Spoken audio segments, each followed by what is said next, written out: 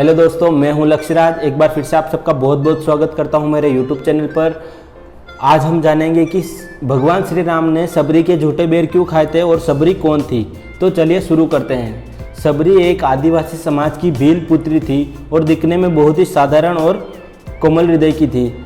एक बार क्या होता है कि सबरी के पिताजी उनका विवाह तय कर देते हैं, लेकिन आदिवासियों के अंदर एक प्रथा थी कि जब भी कोई शुभ कार्य होता था तो उससे पहले भेड़ बकरियों की बलि दी जाती थी। तो सबरी के पिताजी उनकी शादी से एक दिन पूर्व 100 भेड़ बकरियां लेकर आते हैं। सबरी पूछती है, पिताजी आप इतनी सारी भेड़ बकरियां क्यों लेकर आए हो? तो सबरी के पिताजी कहते हैं कि कल ये हमारी एक प्रथा है और प्रथा के अनुसार कल सुबह तुम्हारी विवाह विधि से पूर्व इन भेड़ बकरियों की बलि दी जाएगी।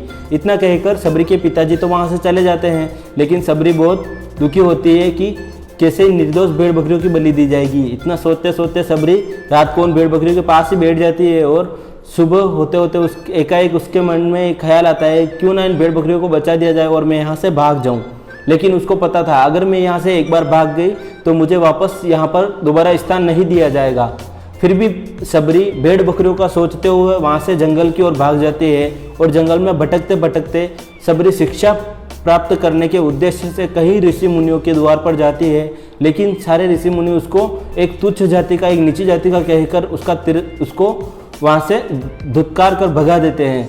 सबरी भटकते भटकते मृतंग ऋषि के आश्रम पहुँचती है और मृतंग ऋषि को कहती है कि मुझे शिक्षा ग्रहण करनी है। मृतंग ऋषि बहुत ही स्नेह से उसको वहाँ पर स्थान देते हैं, लेकिन मृतंग ऋषि का सभी दूसरे ऋषि बहुत तिरस्कार करते हैं कि आपने कैसे भील पुत्री को एक स्थान दे दिया। लेकिन मृतंग ऋषि अपने ध्यान में मग्न रहते हैं और अपना कार्य करते हैं और सबरी भी बहुत जतन से वहाँ पर शिक्षा ग्रहण करती है। साथ ही साथ गाय धोना, आश्रम की साफ सफाई करना, शिष्यों के लिए खाना बनाना, सारे कार्यों में हाथ बटाती है और अच्छे से कार्य करती है। समय बीतता जाता है और बहुत समय बीतने के बाद एक बार मृतंग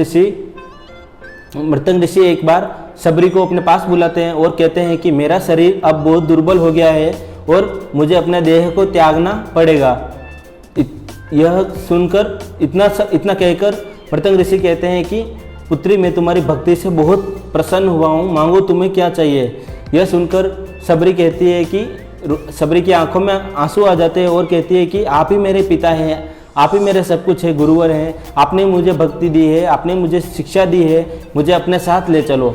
लेकिन मृतंग ऋषि कहते हैं कि नहीं, मेरे बाद तुम्हें इस आश्रम की देख रेख करनी है और तुम्हें तुम्हारी भक्ति का उच्च फल मिलेगा। एक दिन प्रभु भगवान श्री राम तुमसे खुद यहाँ मिलने आएंगे। इतना कहकर मृतंग ऋषि वहाँ से अंतर्ध्यान हो जाते हैं और अपने देह को त्याग देते हैं। सबरी उनके गुरु का वचन का पालन करते हुए सोचती है कि सबरी को पता नहीं होता है कि कब भगवान श्री राम आएंगे, इसलिए वह रोज अपने आश्रम को अच्छे फूलों से सजाती है। रोज का एक हो जाता है कि रोज आश्रम को अच्छे फूलों से सजाना और साफ सफाई रखना कि कब भगवान श्री राम आ जाए। एक दिन ऐसे ही सबरी पास के ही तालाब में पानी भरने के लिए जाती है और तालाब के पास में एक ऋषि तपस्या कर रहे होते हैं। तो वह ऋषि सबरी को पानी भरता देख कहते हैं कि तुच्छ औरत, पापी औरत, तुम्हारी वजह से पानी अशुद्ध हो जाएगा, और एक पत्थर मार देते हैं जिससे सबरी के शरीर से रक्त बहने लगता है और उनके रक्त की एक बूंद से तालाब का पूरा पानी रक्त हो जाता है। और ऋषि सबरी को कहते हैं कि पापी औरत, तुम्हारी वजह से ये हो गया, बहुत अपशब्द बोलते हैं और इतना सुनते ही सबरी रोते हुए अपने आश्रम की ओर लौट जाती है। समय बीतता जाता है। एक बार क्या होता है कि प्रभु श्री राम सीता मैया को ढूंढने के लिए उसी गांव में आते हैं, तो वहाँ के लोग मिलकर भगवान श्री राम से आग्रह करते हैं कि आप एक बार आइए और अपने पावन चरणों के स्पर्श से इस रक्त वाले तालाब को पानी में बदल दीजिए। तो भगवान श्री राम उन लोगों की बात मानकर वहाँ पर आते हैं और अपने चरण उस रक्त वाले तालाब में स्पर्श करते हैं, लेकिन वो पानी में नहीं बदलता है। तो भगवान श्री राम उन ऋषि से पूछते हैं कि मुझे इस तालाब का इतिहास जानना है। तो ऋषि कहते हैं कि यह वही शूद्र सबरी के कारण ये तालाब का पानी रक्त में बदल गया है। तो भगवान श्री राम कहते हैं कि वह शूद्र सबरी नहीं है और उसके पानी भरने से यह तालाब रक्त में नहीं बदला है, यह तुम्हारे शब्दों के कारण यह रक्त में बदला है। मुझे देवी सबरी से मिलना है। भगवान श्री राम कहते हैं मुझे देवी सबरी से मिलना है और सबरी के पास संदेशा भेजा जाता है। तो सबरी भगवान श्री राम का नाम सुनते ही दौड़ी चली आती है और दौड़ते हुए तालाब के पास आती है। तो उसके पैरों से जो धूल उड़ती है वो जाके तालाब में गिरती है और तालाब का जो रक्त होता है वो वापस पानी में बदल जाता है। तालाब का जो रक्त वापस पानी में बदल जाता है और भगवान श्री राम कहते हैं, देखो ऋषि, ये तो देवी सबरी के चरणों की धूल से पानी में बदल गया है, ये कोई शूद्र नहीं है। और इतना सुनते ही सबरी देखते ही भगवान को उनके चरणों में बैठ जाती है और कहती है, प्रभु मेरे आश्रम चलिए।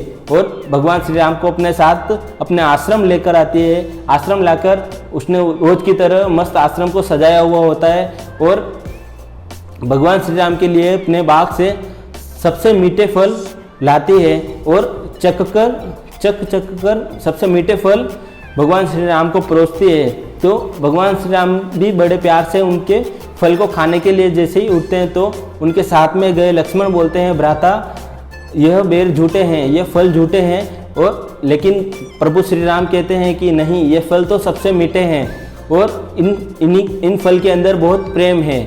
और मृतंग ऋषि का वचन कथन सत्य होता है और सबरी के झूठे फल प्रभु श्री राम खाते हैं। तो यह थी भक्त सबरी की सच्ची कहानी। अगर आपको पसंद आई हो तो लाइक करना और शेयर करना अपने दोस्तों के साथ। अगर आप चैनल पर नए हो तो चैनल को सब्सक्राइब करना और बने रहना। आपको ऐसे ही अच्छे वीडियो आपको मिलते रहेंगे। धन्यवाद वीडियो पूरा देखने के लिए।